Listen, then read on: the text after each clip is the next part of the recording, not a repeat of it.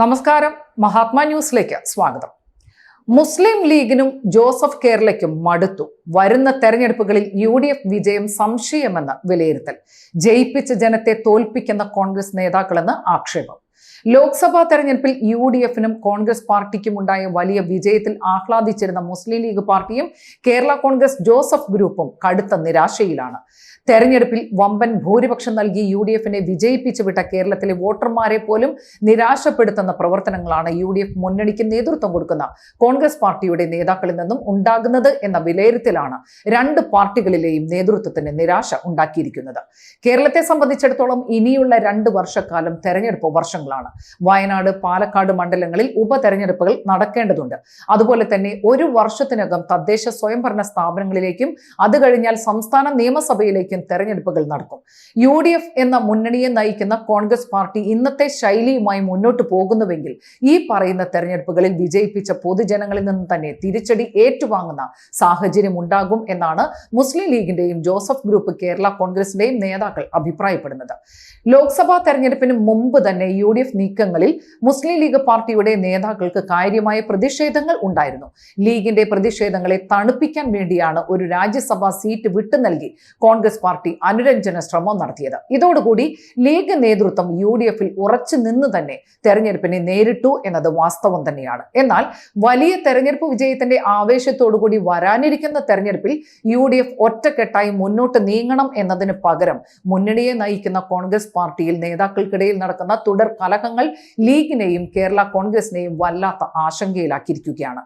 League നേതാക്കളായ കുഞ്ഞാലിക്കുട്ടിയും പാണക്കാട് തങ്ങളും PMA സലാമും MK മുനീറും Muhammad ബഷീറും അടങ്ങുന്നവർ കഴിഞ്ഞ ദിവസം രഹസ്യമായി യോഗം ചേരുകയും കോൺഗ്രസ് നേതാക്കളുടെ കലഹങ്ങളിലും വിഴുപ്പലക്കലിലും കടുത്ത പ്രതിഷേധം അറിയിക്കുകയും ചെയ്തിട്ടുണ്ട്. എന്നാൽ ഇത് പാർട്ടിയുടെ ഒരു അഭിപ്രായം എന്ന രീതിയിലല്ലാതെ വ്യക്തിപരമായ ആശങ്ക എന്ന രീതിയിലാണ് കോൺഗ്രസ് നേതാക്കളോട് കുഞ്ഞാലിക്കുട്ടി സംസാരിച്ചത്. മുൻകാലങ്ങളിൽ ഉണ്ടായിരുന്നതിന് നേരെ വിരുദ്ധമായി കോൺഗ്രസ് പാർട്ടിയിൽ KPCC പ്രസിഡന്റും പ്രതിപക്ഷ നേതാവും പരസ്പരം ഏറ്റുമുട്ടുന്ന സ്ഥിതിയാണ് നിലനിൽക്കുന്നത്. രണ്ടു കൂട്ടരെയും പിന്തുണച്ചുകൊണ്ട് നേതൃനിര ഭിന്ന സ്വരങ്ങൾ ഉയർത്തുന്നത് സഹിക്കാവുന്നതിന് അപ്പുറമാണ് എന്ന വിലയിരുത്തൽ ജോസഫ് ഗ്രൂപ്പ് കേരള കോൺഗ്രസ് നേതാക്കളും നടത്തിക്കൊണ്ടിരിക്കുകയാണ്. ഈ നിലയ്ക്ക് പോയാൽ ഉപതെരഞ്ഞെടുപ്പുകളിൽ മാത്രമല്ല മറ്റ് തെരഞ്ഞെടുപ്പുകളിലും UDFന് തോൽവി ഏറ്റുവാങ്ങേണ്ടി വരും എന്ന് ആശങ്കപ്പെടുന്ന നേതാക്കളാണ് രണ്ട് പാർട്ടിയിലും ഉള്ളത്. കഴിഞ്ഞ ലോക്സഭാ തെരഞ്ഞെടുപ്പിൽ UDFന് കേരളത്തിൽ വലിയ വിജയം നേടിക്കൊടുത്തത് കോൺഗ്രസ് പാർട്ടിയുടെ ശക്തമായ പ്രവർത്തനം എന്നതിനേക്കാൾ ഉപരി സർക്കാരിനെതിരെയും CPM നേതാക്കൾക്കെതിരെയും ജനങ്ങളിലുണ്ടായ ശക്തമായ വികാരമാണ് എന്ന വിലയിരുത്തലും രണ്ട് പാർട്ടിയുടെയും നേതാക്കൾക്കിടയിലുണ്ട്.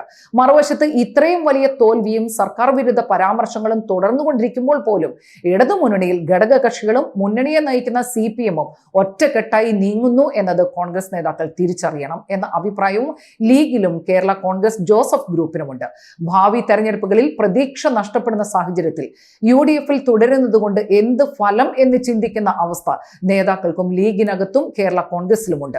എന്നാൽ ലീഗിലെ മുതിർന്ന ചില നേതാക്കളാണ് കോൺഗ്രസ് നേതാക്കളുടെ പേരിൽ കടുത്ത പ്രതിഷേധവുമായി രംഗത്ത് വന്നിരിക്കുന്നത്. വേണമെങ്കിൽ UDF വിടുന്ന കാര്യത്തിൽ ആലോചന ആവാമെന്നും ഇടതുമുന്നണിയിൽ ചേരാതെ തന്നെ പുറമേ നിന്നുകൊണ്ട് ഒരു സഖ്യ കക്ഷിയായി വരാനിരിക്കുന്ന തെരഞ്ഞെടുപ്പുകളിൽ മത്സരിച്ചാൽ അതിൽ എന്താണ് തെറ്റെന്ന ചോദ്യവും ലീഗിന്റെ ചില നേതാക്കൾ ഉയർത്തുന്നുണ്ട്.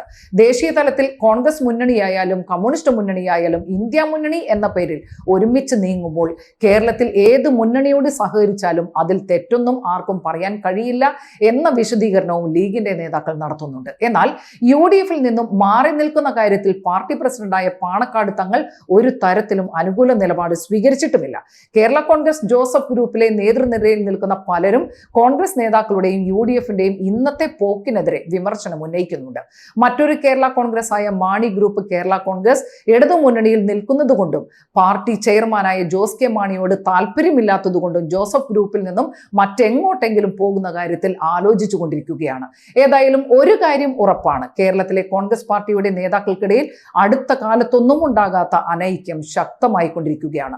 വരുന്ന തെരഞ്ഞെടുപ്പുകളിൽ കാര്യമായ വിജയത്തിന് എല്ലാ സാഹചര്യവും മുന്നിൽ നിൽക്കുമ്പോഴാണ് പാർട്ടി പ്രവർത്തകരെ പോലും നിരാശപ്പെടുത്തിക്കൊണ്ട് കോൺഗ്രസ് നേതാക്കൾ പരസ്പരം പോരടിക്കുന്നത്. ഈ ദുരവസ്ഥ ഇനിയും സഹിക്കാൻ കഴിയുന്നതല്ല എന്ന നിലപാടിലാണ് UDFലെ പ്രധാന ഘടക കക്ഷികളായ മുസ്ലിം ലീഗിന്റെയും ജോസഫ് ഗ്രൂപ്പ് കേരള കോൺഗ്രസിന്റെയും നേതാക്കൾ ഇപ്പോൾ ഉള്ളത്. നന്ദി, നമസ്കാരം.